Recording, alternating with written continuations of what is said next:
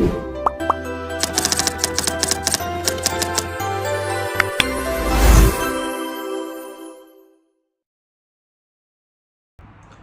everyone, my name is Nguyễn Phước Thiện, and today I'm going to tell you a story about Jack and the Beanstalk. So, once there was a young man named Jack. He lived with his mother on a small farm at the foot of the Rocky Mountains.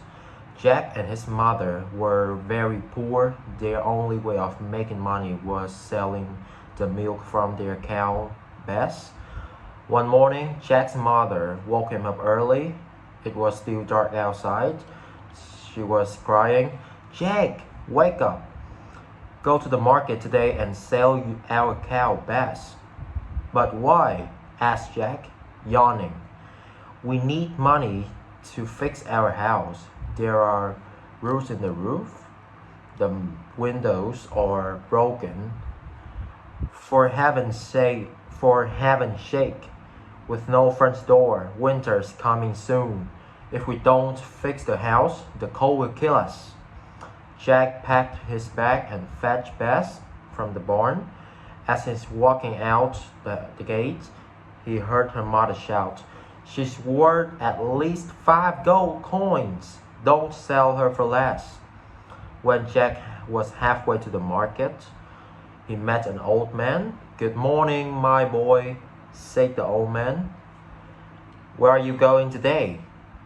"Good morning, sir," replied Jack. "I'm going to the supermarket to sell my cow. Her name is Bess." "She is a beautiful cow," said the man. "I will buy Bess, and I will give you a very good deal." "How much will you pay for her?" "I won't take less than 5 gold coins," said Jack.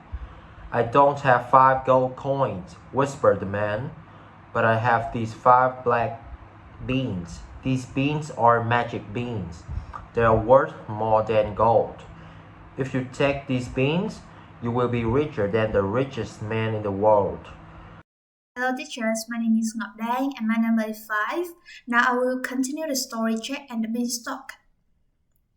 Jack thought about his mother. He thought about how happy she would be if they were rich. They could fit the roof, the windows, and the front door. Maybe they could buy a new cow. "Okay," said Jack. "You've got a deal. Give me the beans." Jack was very excited. He ran home and showed his mother the beans. But instead of being happy, she was furious. "You foolish boy! You traded our only cow for a handful of beans?" She took the beans and threw them out the window. Then she sat down beside the fire and cried. Jack was devastated. He shut himself in his bedroom. He felt so stupid. They no longer had a cow, and now they were poorer than before. What a disaster! And this was his fault. The next morning, when Jack opened the curtains, he saw something very strange. In the same place where his mother had thrown the beans, there was a giant green beanstalk. It stretched from the ground, up, all the way to the clouds. "The beans really are magic," whispered Jack. The old man was telling the truth. Jack's mother was still asleep, so Jack decided to climb the beanstalk to look for the riches the old man had described. "Just 5 gold coins," thought Jack. "That's all I need to make my mother happy." Thank you for listening. Hello teacher, my name is Ha. My number is 9. Jack climbed up, higher and higher into the clouds. When he reached the top, he was very hungry. He saw a castle in the distance. "Maybe I can find something to eat in the castle," he thought. Jack walked up to the door of the castle and knocked twice. Knock, knock. A giantess opened the door. She was as big as the house, but she had a warm smile and gentle eye. "Excuse me, Mrs. Giant," said Jack. "Could you please give me something to eat? I am so hungry." "Oh, you poor boy," said the giantess. She could see that Jack was very thin. "Of course, coming, coming." The kind giantess gave Jack some vegetable stew. He was enjoying it so much that he didn't notice when the kitchen table started to shake. Stomp, stomp, stomp. Loud footsteps echoed down the hallway. "Oh dear," whispered the giantess. "There's my husband. He homes from work. He doesn't like human. Quick, hide!" Jack hid in the pantry. The giant stepped into the kitchen and sniffed the air. "Hello, my beautiful wife. Wait, do I smell a human man? Yup, where is he?" "Good evening, my darling husband," replied the giantess. "There's nobody here. You smell the vegetable stew, nothing more." "Good," grunted the giant. "I hate humans." Thank you for listening. I have humans. He sat down at the table in the kitchen. He then took the small check or put corn out of his pocket and put in them. 1, 2, 3, 4, 5 gold coins. Jack watched it from inside the pantry. 5 gold coins, told Jack. If I had that money, I could fix our house. When the two gents left the room, they stole the 5 gold and simply dumped into his bag. This is all I need, told Jack. But then Jack remembered that his family no longer had gone. Which occurred, they could surely starve. He decided to stay and look for the outshore. He followed the sons into the living room and hid under the couch. The sons went to the cupboard and pulled out a golden hand. "Hello, my beautiful hand. Lay, please." Such the same and the hand lies a golden egg. Jack watched from under the cloth. A hand just like golden egg, showed Jack. If I had a hand, I could buy pretty cows. Once John left the room, Jack crawled out from under the couch. He went to the cupboard, took the hand and put in his bag. This all needs to Jack.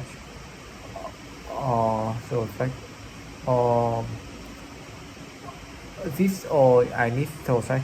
But then Jack thought about what the old man had for me. Jack immediately being pictured some delicious man in the world. He decided to see what other treasure he could find.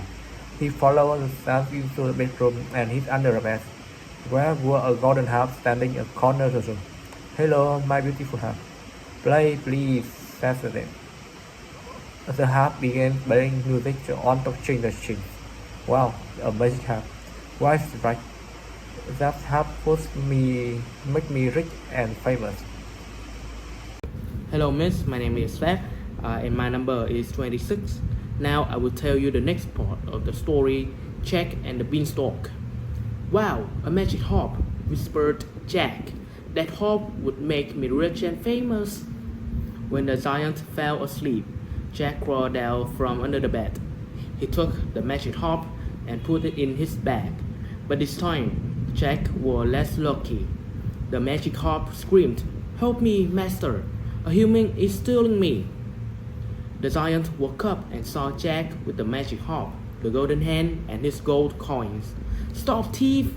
The giant chased Jack out of the bedroom, down the hallway, through the kitchen, and out of the front door.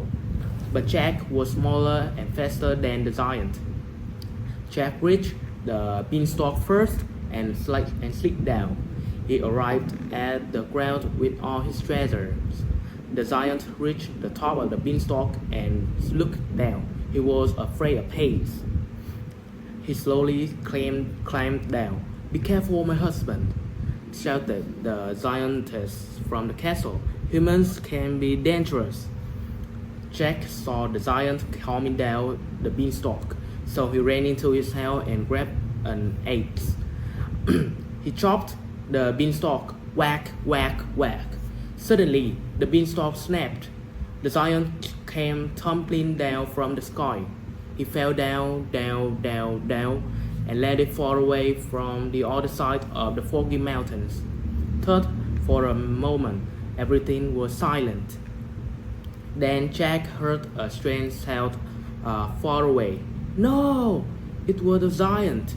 The beanstalk had fallen, and now he had no way to get back up to his castle in the cloud. It was the giant. The beanstalk had fallen, and now he had no way to get back up to his castle in the clouds. The giant yelled so loudly that the clouds shook and turned gray. Then somewhere up in the sky, Jack heard the Mrs. Giant start to cry. Her tears fell through the clouds in tiny drops and soaked the earth. After that, Jack and his mother lived a very comfortable life. The golden hen made Jack a millionaire. The magic harp made him famous. Jack married a rich and famous woman, and together they had 10 children. But Jack was never truly happy. Every time the wind blew, Jack heard the giant calling for his wife, and every time it rained, he felt the giant wiped tears falling on him. Jack felt sad and guilty. One day, when Jack was very old, he decided that he didn't want to be sad anymore. He opened the box on his mantelpiece and put out one last shriveled magic bean. If he could find the giant, he could grow another beanstalk. Then the giant could climb back up to his castle in the clouds. If he could find the giant, he could also apologize for being so greedy.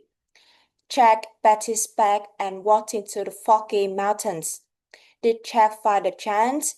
Did he grow another? Did he grow a new beanstalk with the last magic bean? Nobody knows, but people say if you listen closely during a thunderstorm, you can hear the rumbling sound of two giants dancing together in the clouds. And this is our story.